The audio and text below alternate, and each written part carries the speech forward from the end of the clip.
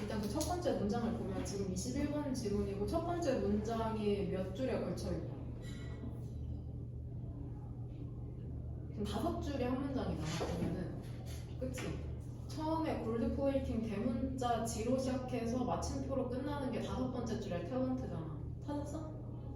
그쵸? 그러면은 어제 질문이 나온 거는 어제 수업을 못했거든? 그 애들이 이해도가 조금 부족해서 조금이 아니라 많이 수업을 못해서 영상으로 보는 친구들이 있을 텐데 금도금이 뭐냐 도대체. 그러니까 금도금이라는 건 결국에 진짜 금도금을 한다는 게 아니라 영어의 특징 중에 하나가 비유적 표현을 더럽게 좋아한다는 거죠. 결국 비유적 표현이잖아. 그러니까 도금까지 안 해도 돼. 근데 굳이 금까지 발라서 쓸데없이 자원을 낭비하는 것을 이렇게 비유적으로 표현한 거죠. 프로젝트를 하는 데 있어서.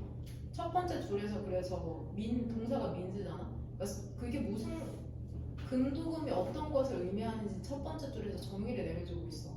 근데 프로젝트에서 금도금이라는 건 우리가 금도금이 지금 뭔지는 모르지만 부정적이라는 걸 알 수 있는 단어가 바로 needless이잖아. 거기에 마이너스 표시 한번 해봐. 마이너스 동그라미.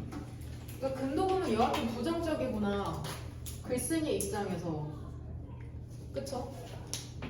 금으로 칠하면 좋을 것 같은데 글쓴이는 부정적인 걸로 사용하고 있네.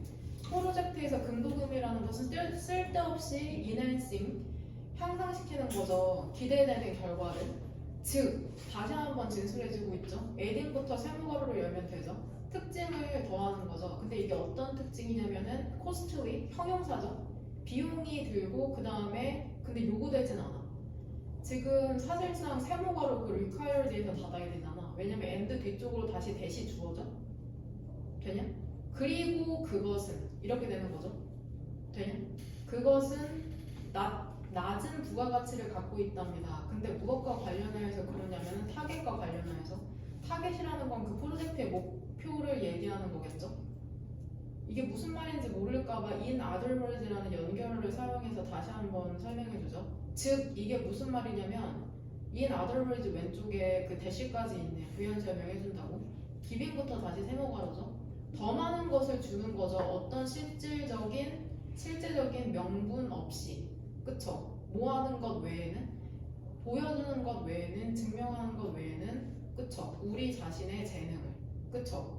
그러니까 효용 가치가 없음에도 불구하고 내가 이만큼 잘났다를 보여주기 위해서 쓸데없이 자원을 투자하는 거를 얘기하는 거죠. 되냐? 똑같은 얘기 계속해서 밑에서 반복하고 있고 스페셜리스트가 포함된 프로젝트의 폐해에 대해서 얘기를 하고 있죠. 다 끈 거는 실제로는 나는 어느 부분을 골랐냐면 그 밑에서 5번째 줄에 to achieve more 그 부분 쉼표 오른쪽에 namely 오른쪽에 보여? 그 부분을 1분연간 펜쳤거든. 밑에서 2번째 줄에 from the project까지 그 부분을 쭉 1분연간 펜에 닦은 거로 골랐어. 되냐? 그 부분 한번 해석해볼게. 밑에서 5번째 줄부터 결국은 더 많은 것을 혹은 higher quality 얘는 하이픈으로 연결되어 있으니까 형용사죠. 더 높은 질의 작품을 혹은 연구 혹은 작업을 성취하는 거죠. 근데 이게 어떤 작업이냐면 전문가를 만족시켜. 하지만 가치를 더하진 않아. 그쵸? 그 클라이언트의 리퀘스트, 요청에 그리고 동시에 밸류어블, 가치 있는 자원은 없애버리는 거죠. 그 프로젝트에서. 지금 밑에서 4번째 줄에 higher quality work 오른쪽에 주격 관계대명사 뒤로 병렬되는 동사는 총 몇 개인지 눈치챘어? 뒤로 동사 몇 개 나오냐?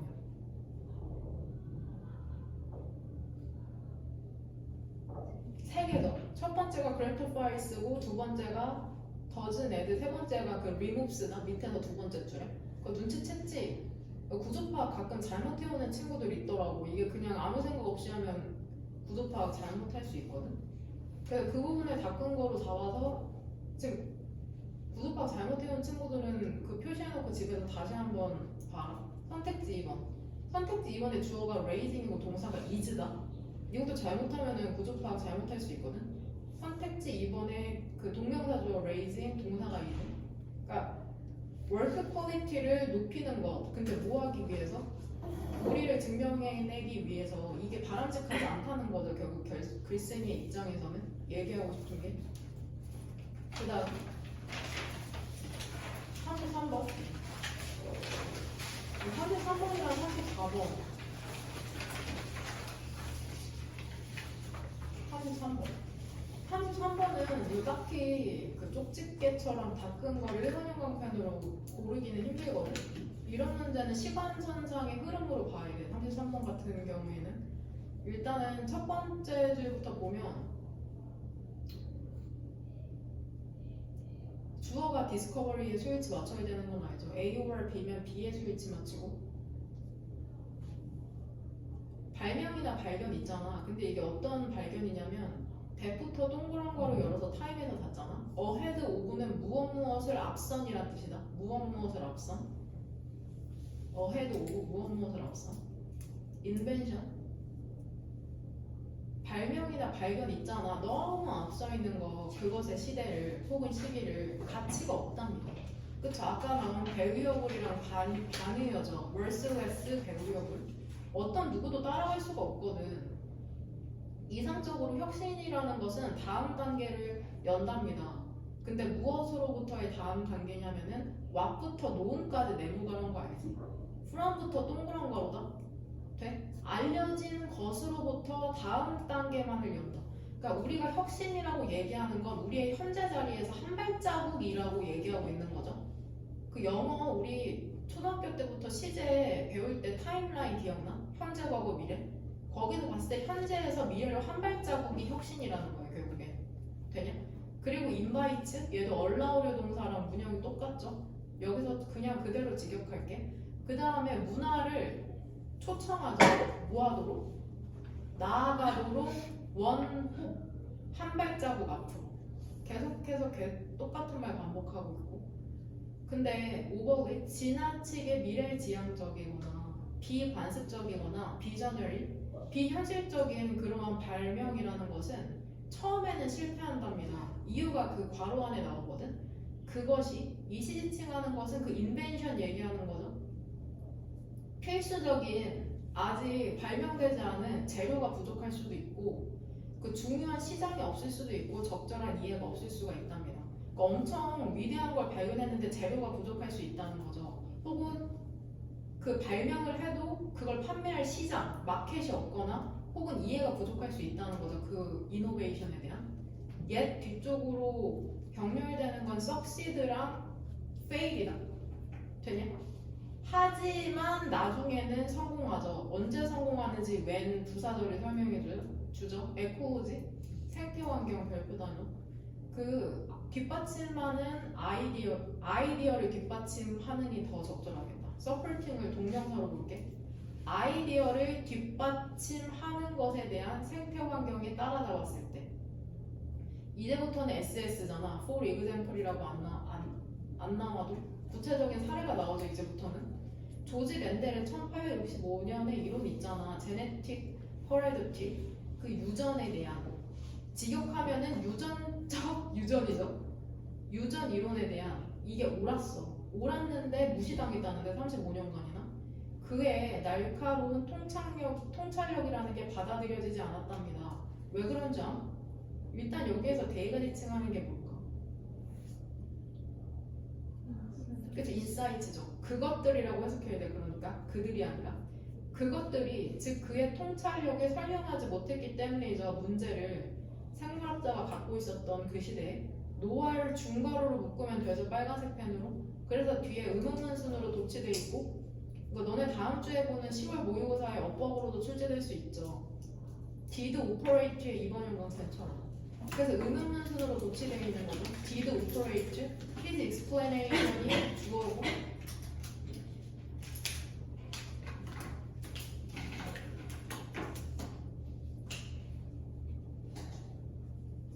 수능에도 나올 수 있죠. 분명. 다시 한번 이행문에서 확인해라. 기억 안 나는 친구들. 비코드 뒤쪽으로 그 통찰력이라는 것들이 생물학자가 갖고 있었던 문제를 설명하지도 못했고 또는 그의 설명이라는 게 작동하지도 않았죠. 알려진 작동 방법에 의해서 메커니즘, 작동 방법, 작동 기제에 의해서 그래서 그의 발견이라는 것은 손에 닿지 않았죠. 즉 이해하기 어려웠죠. 심지어는 얼리 어답터들에게도 수십 년 후에 과학이라는 것이 긴급한 문제에 직면했죠. 근데 이 문제를 맨델의 발견은 답할 수가 있었거든. 되냐? 그러니까 발견이 있고 수십 년 후를 얘기하는 거잖아. 그럼 너네 타임라인 머릿속으로 그려봐. 맨델이 그거를 발견했던, 그러니까 맨델의 발견이라는 것은 결국에 미래지향적이었다는 거야. 미래선상에 있었던 거잖아. 근데 현재가 점점 시간이 지나면서 그 맨델의 미래의 지향적인 발견에 가까워지고 있는 거잖아. 그러니까 시대를 앞서간 발견 혹은 천재 이런 얘기할 때 점점 가까워지지. 그 빈칸에서 두 번 위로 두 줄 올라가면 decade later 나오지. 수십 년 후. 이제 시간선상으로. 그게 통찰력이라는 건 빈칸하다. 그 다음에 within. 시간의 선상으로 점점 다가오는 거 보여? 수십 년 후에 one another 서로 세 명의 다른 과학자가 각각 같이 연구한 것도 아니거든. 근데 각각 독립적으로 재발견했다고 하잖아. 맨델에 잊혀진 그 연구를. 응? 그리고 오브콜스 동그란 가루로 묶으면 그리고 그것은 계속 있었죠. 거기에 내내. 그쵸? 이제서야 맨델의 연구가 그쵸? 인정받기 시작한 거죠. 그러니까 선택지 1번 왜 안 되는지 알죠? 이거 빈칸에 주어 넣어서 설명해야 된다. 그의 통찰력이라는 게 현재 문제를 따라잡았다? 뭔 소리야? 한참 앞서 있었는데 주어랑 목적어가 바뀌면은 답이 될 수 있겠는데? 현대 문제가 그의 통찰력을 따라잡은 거죠. 주어랑 목적어가 바뀌면 선택지 1번이 답일 가능성이 있어지죠. 그 다음에 선택지 5번 대중의 수용을 다시 얻었다. 얼리 어답터에게도 수용된 적이 없는데 무슨 재수용이야? 말이 안 되잖아. 그쵸? 그러니까는 선택지 4번 그의 통찰이 이제야 한 발짝 떨어져 있는 거죠. 점점 다가와서. 되냐? 그러니까 이거 시간선상으로 풀어야 되는 문제였고. 되냐? 그 다음에 답의 근거는 나는 개인적으로는 첫 번째 줄이랑 맨 마지막 그 빈칸 포함해서 끝까지 쳤거든. 근데 이거 뭐 어디를 딱 집어서 골라야 될지 모르겠어. 왜냐면 내가 설명한 대로 시간선상으로 점점 다가와져서 그 빈칸을 채워야 되는 부분이잖아. 무슨 말인지 이해되지? 내가 무슨 말하고 있는지. 그 다음에 84번 이것도 비유적 표현이야 사실상. 비유적 표현으로 설명되어 있는 건데 일단은 답 근거부터 설명하면 가장 직접적인 선택지 5번을 고를 수 있는 답 근거는 거기야. 그 맨 마지막 줄에 for 뒤쪽 spatial temporal circulation of places 그 장소에 대한 시공간적인 순환 이게 결국에는 이동을 얘기하는 거잖아. 선택지 5번의 travel. 그러니까 아주 직접적으로 답 근거를 찾자면 그 맨 마지막 줄에 for 뒤쪽이죠. 그게 travel이죠. 결국에는 이동. 너네 그 자유의 여신상 본 적 없잖아. 미국 가본 적 없잖아. 근데 이미 다 어떻게 생겼는지 알잖아. 그걸 설명하는 거야 결국에. 무슨 말인지 알지? 같이 한번 34번 보도록 합시다. 첫 번째 줄부터. 이거 전부 다 해석하는 건 이 지문이 마지막이다. 보면은 prior to는 전치사죠. 이전에, 뭐뭐 이전에. 포토그래피랑 포토그래프 내가 그 프렌트 뒤쪽에 정리해놓은 거 알지? 왜 정리해놨겠어? 수능이나 모의고사에 몇 번이고 출제됐던 토픽이야. 사진수를 엄청 중요해. 글감으로서. 별거 아니라고 생각할 수 있지만 그 사진수 이전에는 빈칸했답니다. Y부터 세모가로 열어서 elsewhere에서 닫으면 되죠. 친절하게 쉼표까지 찍혀져 있죠. elsewhere 오른쪽에. 화가들은 항상 이거 비유적 표현이야. 들어 올렸다. 특정한 장소를 어디 밖으로 그들의 이거 일단 대열이 뭔지 알겠어? 대열이 지칭하는 게 대열.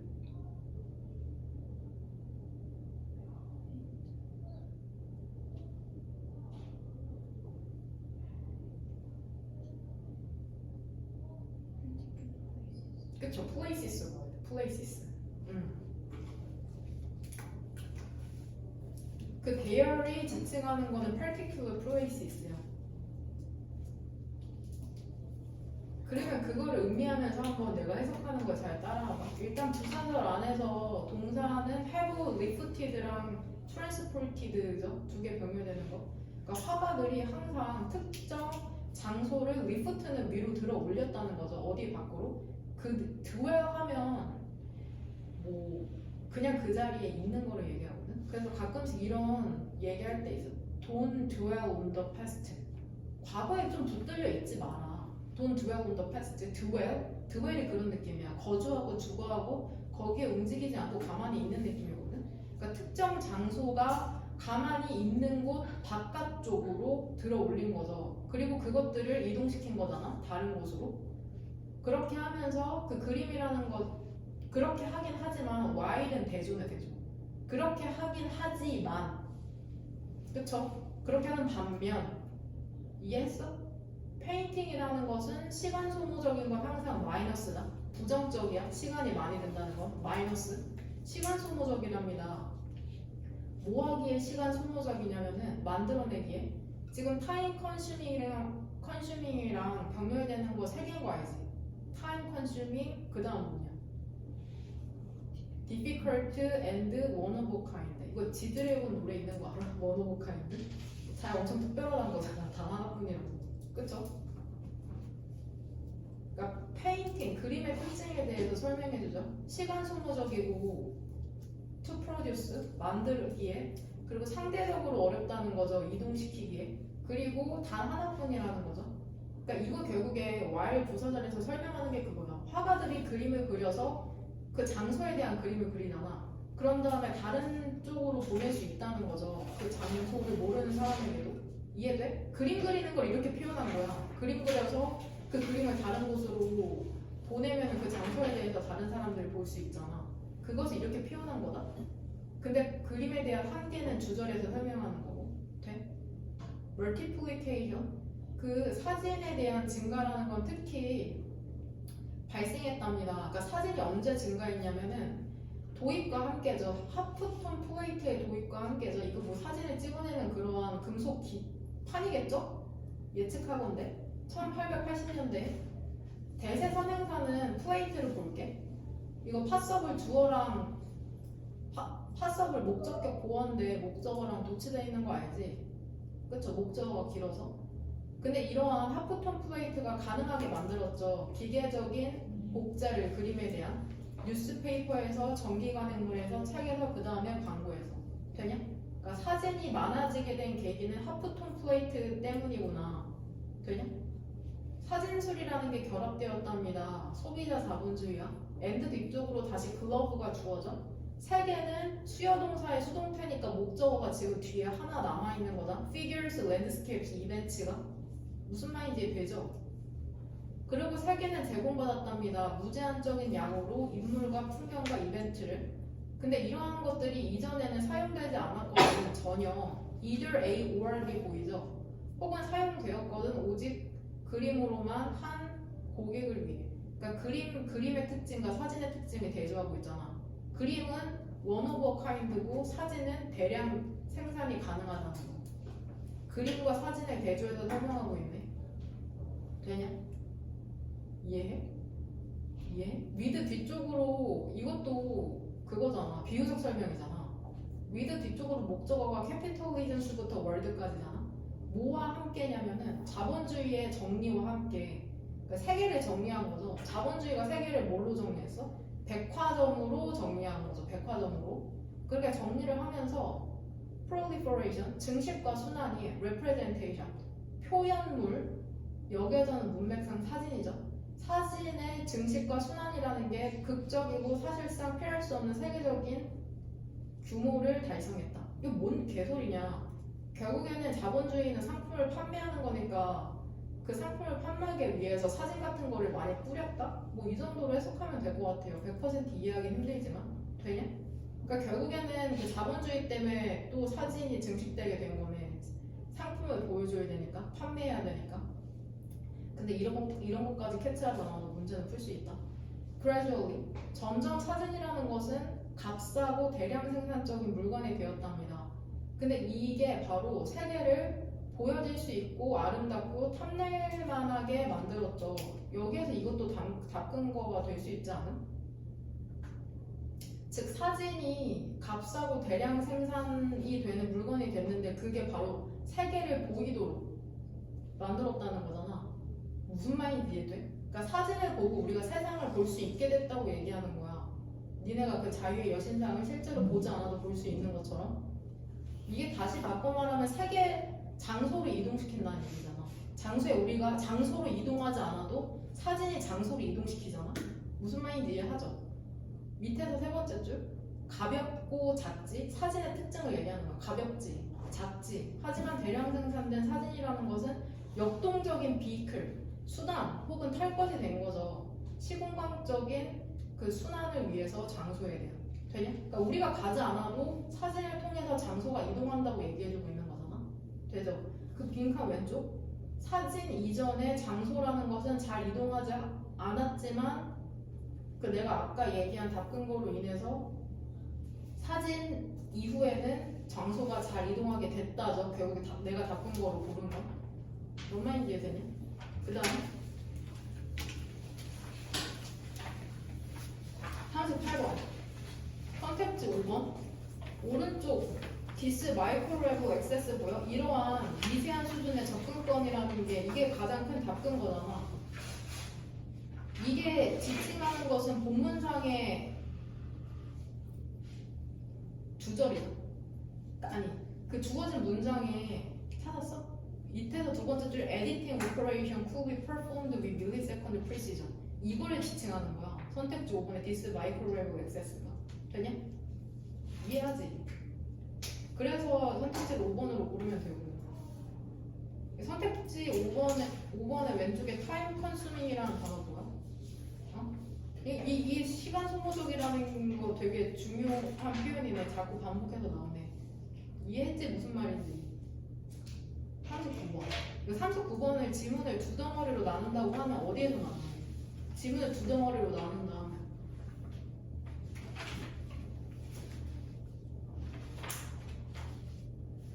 그쵸? 선택지 3번에서 나누면 되잖아. 주어진 문장을 넣고 선택지 3번에서 나누면 위쪽에서는 일반인들은 별거 없다. 그냥 붓으로 그렸는지 이미지 앱으로 그렸는지 그것만 구분하면 된다.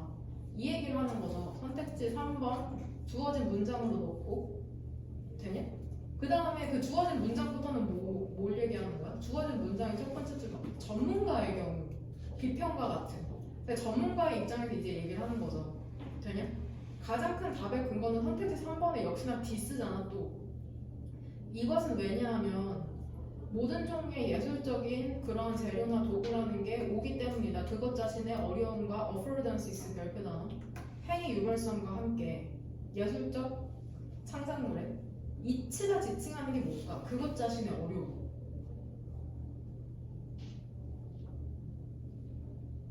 이치.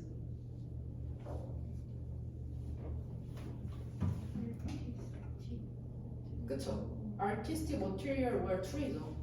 예술적인 재료나 도구죠. 이치가 지칭하는 거? A와 B니까 단수 대명사, 소유격 대명사의 이치로 받은 거야. 응?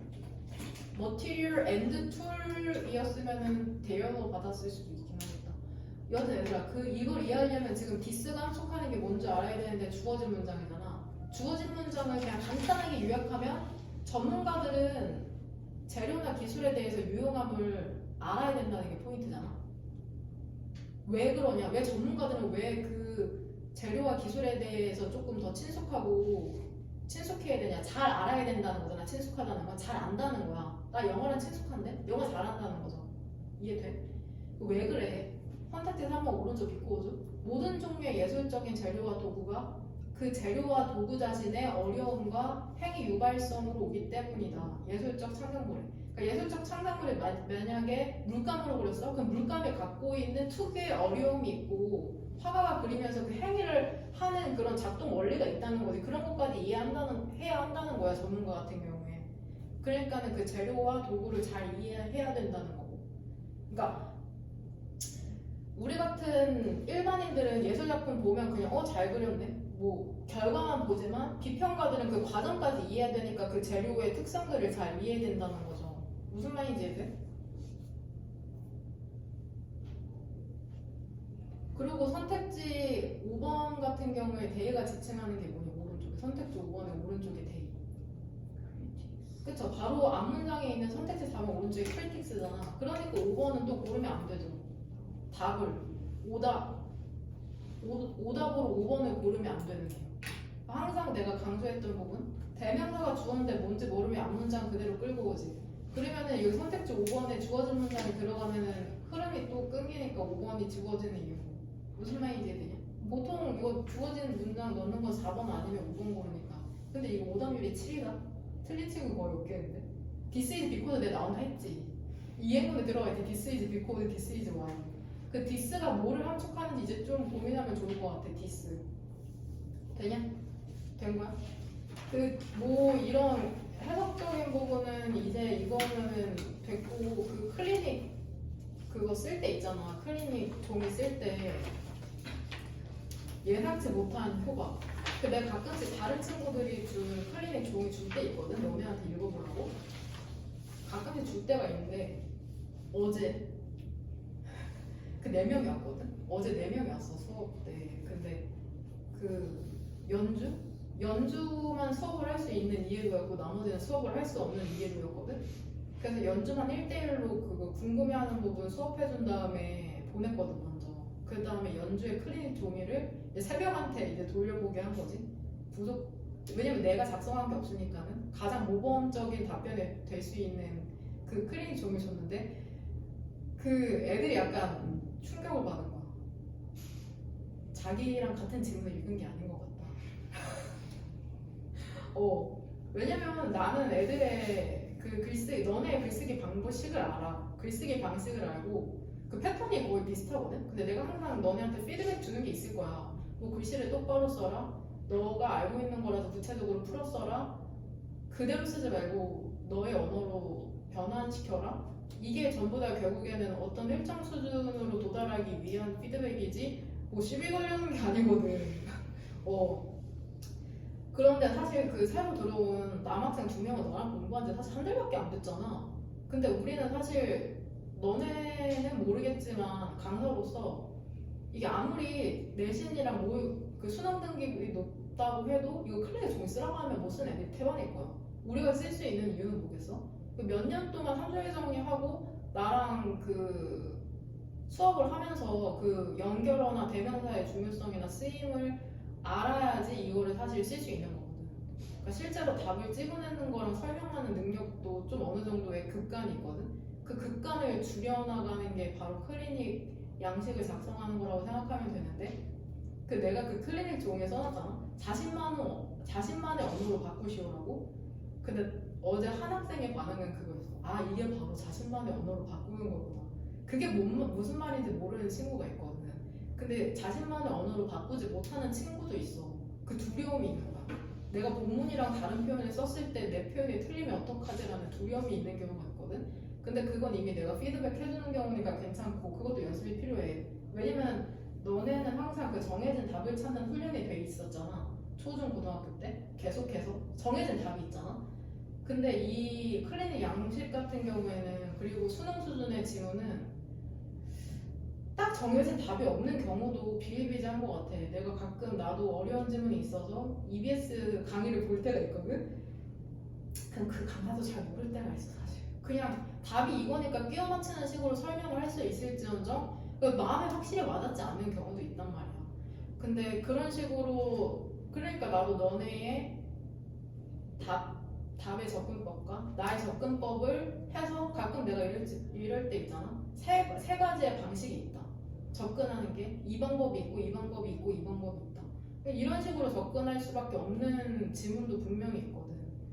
그쵸? 그러니까 이 클리닉 종이를 쓰는 게 되게 사실 고도의 사고 작용이라는 거 사실 그 부분